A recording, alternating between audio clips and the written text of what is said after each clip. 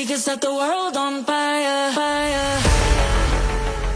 Hey guys, welcome back to another episode of Life with Spike. We are on a bathroom build. We are on, part 9, I believe it is. I'm going to show you how to do pigtails. This is what my electrician taught me, and this is what he told me is the proper way to do things. So I've cut myself a bunch of pieces, and we're just going to take a couple of them. So you're going to take your 2 pigtails, and we're going to put them in here. So let's come along with me. And then at the end of the episode, I'm also going to show you how to install a door jamb, so you can put a door in. And I'm going to show you how I do it, but it's not the same as everybody else on YouTube, because I tried watching those videos, tried it their way, didn't like it, took the door frame down, put it up myself the way I like it, and I like the way I did it better. You guys can see me put the door in, and you can see that it works nicely this way, the way I do it. So there's other ways you can do it. I'm going to show you how I do it. So let's come on to the ride. Okay, so now that you've got your 2 wires ready, what I like to do, he showed me, is you get your wires together. So we got power in, so that's our power in. That's our light, so that we don't connect, that will be the switch. That's our fan, so we need these 2 connected, the 2 pigtails. So what we've got here, so we've got a power out that goes up over to the laundry room light. This is the power input from here, and then this one goes to the breaker box. So now that we've got power in, we've got to connect the power to the laundry room, and then we're going to connect the power to the light switch and the fan. And then when you flip the switch, the light turns on. Flip the other switch, the fan turns on. Sometimes you don't want the fan on, sometimes it's loud. You're not, having a bath. You're not taking a shit, you're just shaving or something. You don't want the fan on. So anyways, one's a little bit long, snip a little bit. So the best way I've found to do this is I know there's fancy tools out there to do that, but I found that they actually stress out the wire a little too much. I heard, allegedly, and they do cause premature faults and fires. And then, okay, so what you do is you grab all the wires with the twist pliers and just twist it. Do it again. Do it again. This is really hard on the arthritis, by the way. That's why I don't work in electrical doing things like this or full time, because my hands just can't do it. Okay, so now that you've got that, what I was told is take the width of your thing and you basically cut off anything past that. I'm going to add like 2 more mils, and I'm just going to chop everything off. Catch everything, because I don't want to step on it. Bare feet. Okay, so now that you've done that, what you want to do is you want to like taper the end a little bit, because what you're going to do is you're going to put it inside that well nut, or that plastic nut, electrical nut. It's easier to slide it on. And you just slop on your plastic nut.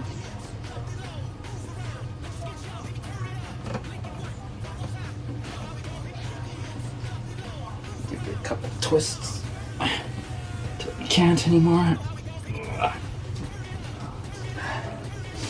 Okay.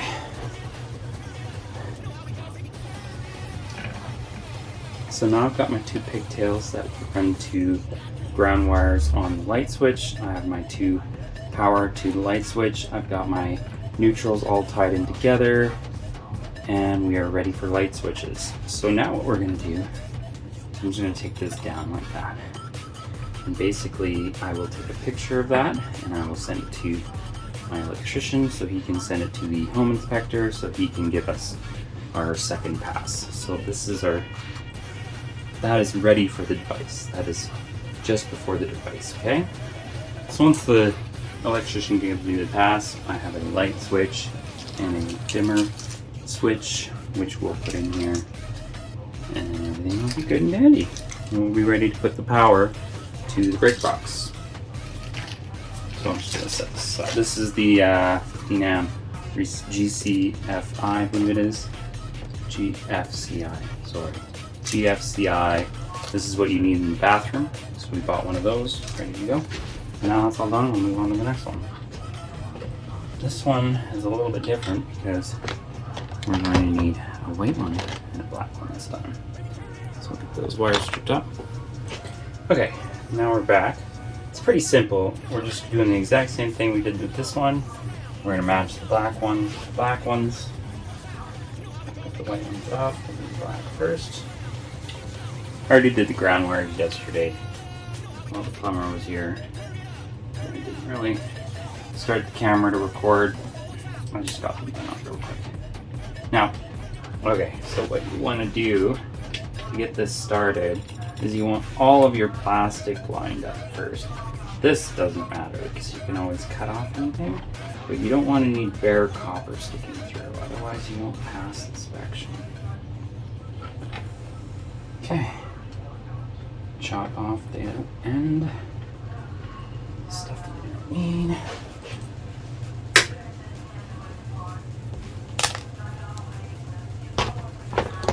Got my wire covers ready. This one should be good. Yeah.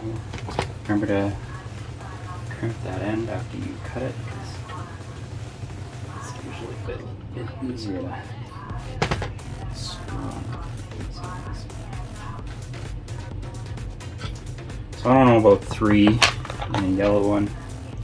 Got this red one. It should be a little easier to put on.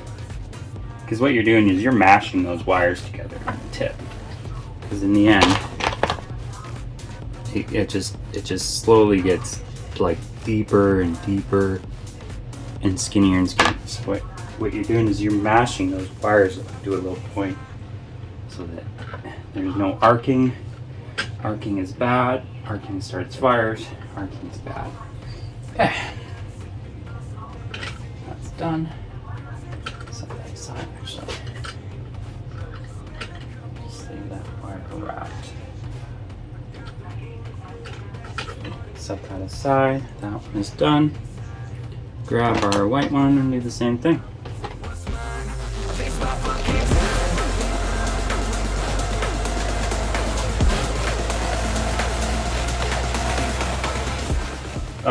You don't want to use a special tool. You don't want to do anything like this. You don't want to do this. This is bad. If you start using tools to start, you're going to squish this. Inside here, there's that, that little copper ring inside. You mash that, and then you start tearing into these wires, which will also stress out the wire itself, possibly making it thinner in certain areas. And these wires are meant to carry a certain amperage. If there's a nick in it, and it's a deep nick from, stripping it or anything like that, it could cause a fire potentially in the long run, especially if you're running like a high intense power draw on this outlet and you've got a nick in the copper. So you need to definitely be aware that you're not damaging your wires when you're doing the install. So that is ready to go. Take a picture of that, send that off to the inspector, and he can pass that. One thing you'll also want to note is I've got all my ground wires screwed to the back of the box. Now I don't know if you need to do this, but this is just something I would do. Now for code, you just need one power in wrapped around that, and then this to the pigtail and to your outlet, and then your ground to your next box, blah blah blah blah. So make sure you've got all those points checked off on all your outlets, and then you can move on to the next project. Because without passing inspection, you could possibly get in trouble. I don't know about laws in different states and provinces, but I do know that you could get in trouble especially if you have a fire and there's an insurance claim and they actually find that you were at fault for the fire, you're liable. So we're gonna tie up all these. I've got 3 lights to do. I've got a light switch over there. I've got a light over there to do, and then we're done. Thermostat over there. I'm gonna tie up, get that all ready to go, and then we'll move on to the door.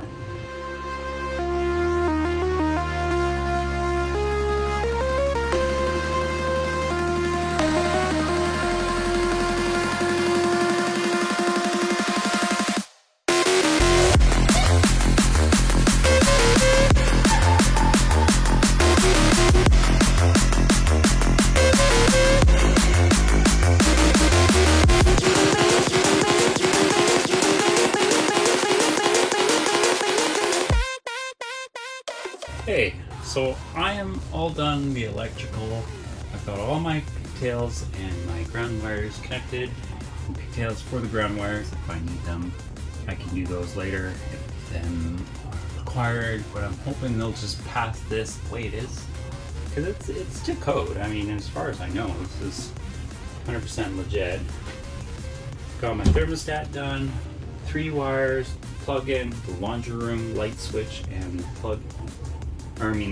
the smoke detectors are all ready to go.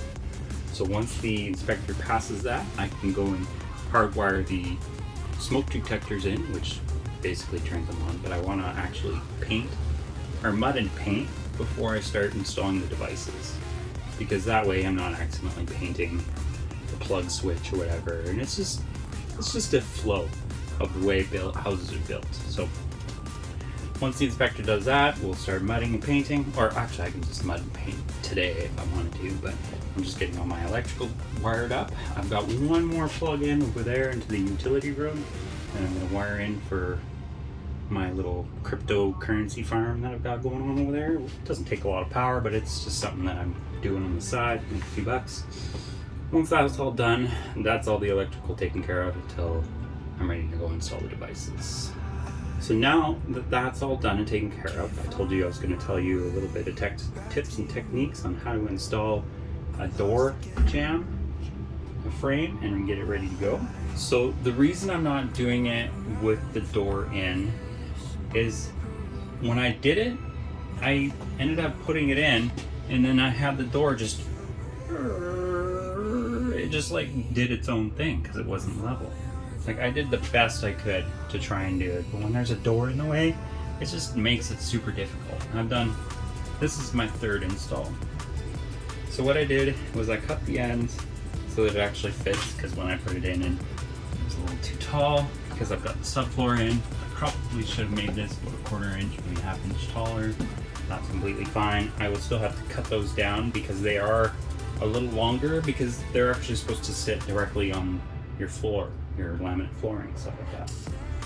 So once that's ready to go and I go put my laminate floor in, I'll use my flat cut reciprocating saw or something like that. So I'm going to use my fancy flat mount tool to cut the door jambs directly above the floor without having this tool in the way. You can buy like special saws, but we have this fancy tool. I don't even know what it is. It's P570 by Ryobi. Fancy tool, don't remember the name. So we'll use that to cut those door jambs. So now that I've got this all set up, I've already measured it so that it's in. The door is 30 inches. What you're looking for is 30 1/4 or 30 5/16 or so. And what you want to do is you want to take that measurement and you want it down here as well. Once you've got those measurements, check to see if you've got a gap, which you might. You got to take your shims and put them in. And you want one on either side, because if you only use one, your door will warp one way. So when you put it in, you've got to put a screw directly into the center of those boards, keeping it perfectly flat. Sometimes if you need to use it to adjust it to make it more flat, if your wall is not flat, it's a must-have. You need these to do it. Now, if I just put these in here and then push it to where it needs to be, and then I put my sticks in properly, and then I can go ahead and I can put my drill, put my screw in there. Remember to reverse and drill out a hole. Once you've drilled out your hole, then you can put your drill and screw in.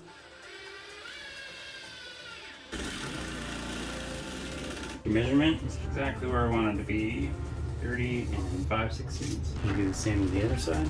Just double check the tape measure. Make sure you don't put too long of screws in. I actually almost made the mistake and put a screw through the door, with the pocket door behind here, but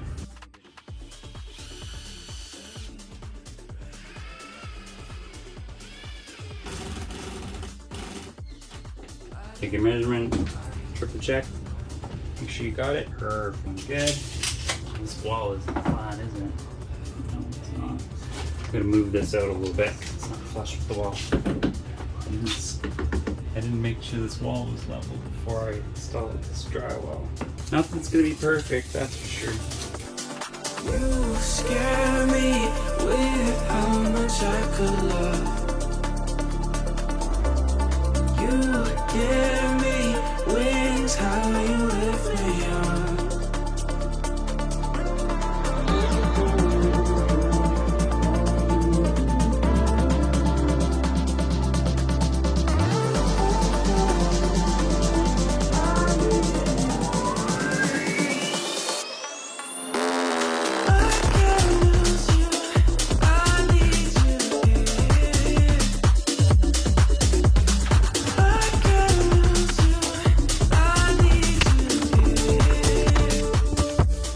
Okay, this is one of your first problems you might end up running into.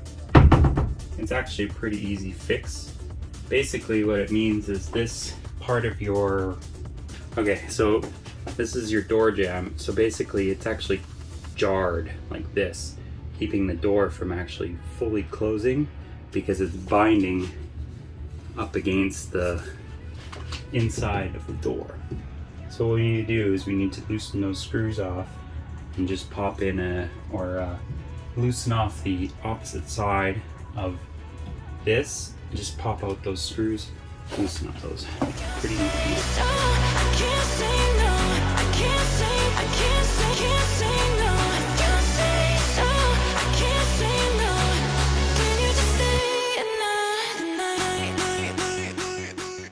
So when you're getting a brand new door, go around and double check that you've got no screws flat that are sticking out. I've got 2 screws. I've got one here, and I've got one right here. They're not even in. I think those might be causing some problems. So we'll get those tightened up. If you've not seen this fancy tool, this is freaking awesome. This is a LTT screwdriver that I bought myself because I've been wanting one for a while. And I like it. And I just pinched myself. So don't put your hand here like that and close this because you'll pinch yourself.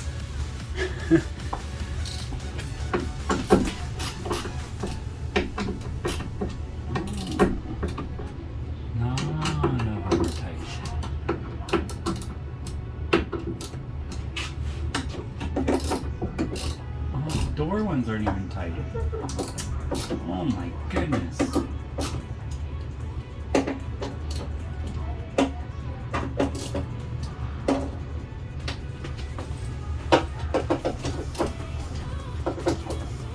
Yeah, I can literally see it move. That one's stripped. That one's stripped. That one's stripped. The heck? So I'm gonna have to grab some toothpicks and fix those up. I'm not happy.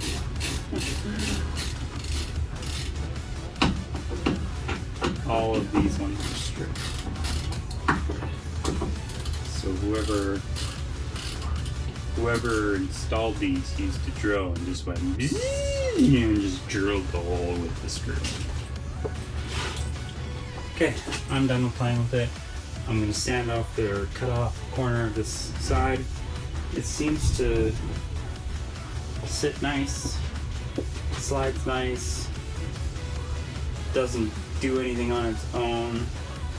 It's not off level, everything's level. I'm gonna cut these shims off. We'll move on to the next project. So thanks for watching, guys. If you guys like watching content like this, I will continue to do this. Next I'll be building a van. I mean, like the interior of a van, because I'll be turning it into a camper van, which includes rusting, encapsulating, painting, priming, sanding, and planning, and all that fun stuff. Solar panels and winches and oh my goodness, all that cool stuff. Well, winch, I don't know if I'll be able to afford that right away. Well, that'll be a future project.